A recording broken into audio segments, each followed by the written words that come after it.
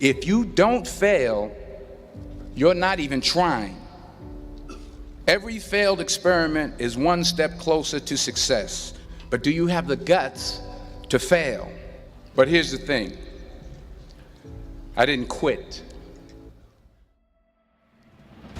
I found that nothing in life is worthwhile unless you take risks. Nothing.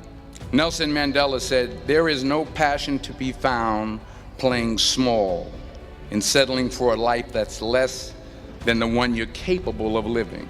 Now, I'm sure in your experiences in school and applying to college and picking your major and deciding what you want to do with life, I'm sure people have told you to make sure you have something to fall back on. Make sure you got something to fall back on, honey. But I never understood that concept, having something to fall back on. If I'm going to fall, I don't want to fall back on anything except my faith. I want to fall forward. I figure at least this way I'll see what I'm going to hit. Reggie Jackson struck out 2,600 times in his career, the most in the history of baseball. But you don't hear about the strikeouts. People remember the home runs.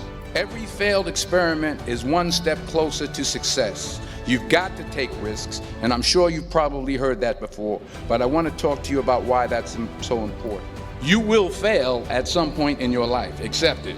You will lose. You will embarrass yourself. You will suck at something. There's no doubt about it.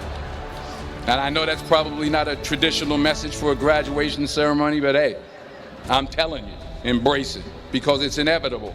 In the acting business, you fail all the time. Early on in my career, I auditioned for a part in a Broadway musical. Perfect role for me, I thought, except for the fact that I can't sing. So I come out with my little sheet music, and it was Just My Imagination by The Temptations. So I assumed I didn't get the job. But the next part of the audition, he called me back. The next part of the audition is the acting part of the audition. Now I'm like, hey, okay, maybe I can't sing, but I know I can act. I didn't get the job. But here's the thing. I didn't quit. I didn't fall back. I walked out of there to prepare for the next audition, and the next audition, and the next audition. There's an old saying, you hang around the barbershop long enough, sooner or later you're gonna get a haircut. Last year, I did a play called Fences on Broadway. But here's the kicker. It was at the Court Theater. It was at the same theater that I failed that first audition 30 years prior. The point is, every graduate here today has the training and the talent to succeed. But do you have the guts to fail? If you don't fail, you're not even trying. My wife told me this great expression. To get something you never had, you have to do something you never did. Les Brown's a motivational speaker. He made an analogy about this. He says, imagine you're on your deathbed, and standing around your deathbed are the ghosts representing your unfulfilled potential. The ghost of the ideas you never acted on. The ghost of the talents you didn't use. And they're standing around your bed, angry, disappointed, and upset. They say, we came to you because you could have brought us to life, they say. And now we have to go to the grave together. So I ask you today, how many ghosts are going to be around your bed when your time comes? So you got to get out there. You got to give it everything you got, whether it's your time, your talent, your prayers, or your treasures. Because remember this, you will never see a U-Haul behind a hearse. Question is, what are you going to do with what you have? I'm not talking about how much you have.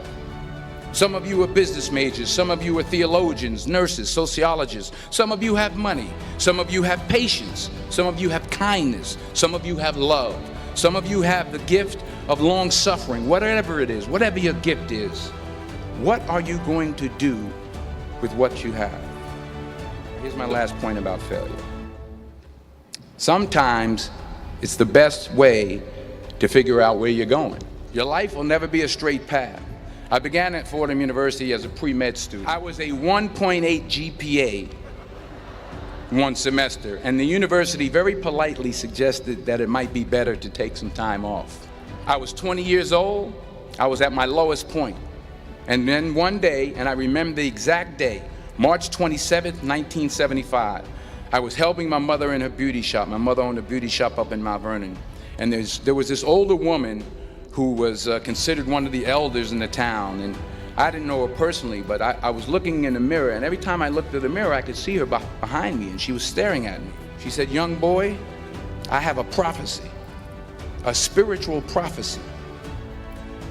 She said, "You are going to travel the world and speak to millions of people." Now, mind you, I'm 20 years old, I'm flunked out of school. But maybe she was onto something, because later that summer, while working as a counselor at the YMCA camp in Connecticut, we put on a talent show for the campers. And after the show, another counselor came up to me and asked, "Have you ever thought about acting? You're good at that." So when I got back to Fordham that fall, I got in, I changed my major once again for the last time. And in the years that followed, just as that woman prophesied, I have traveled the world, and I have spoken to millions of people through my movies. Because taking risk is not just about going for a job. It's also about knowing what you know and what you don't know. It's about being open to people and to ideas. And I can't think of a better message as we send you off today. To not only take risks, but to be open to life, to accept new views, and to be open to new opinions. Never be discouraged. Never hold back. Give everything you got. Remember this: fall forward.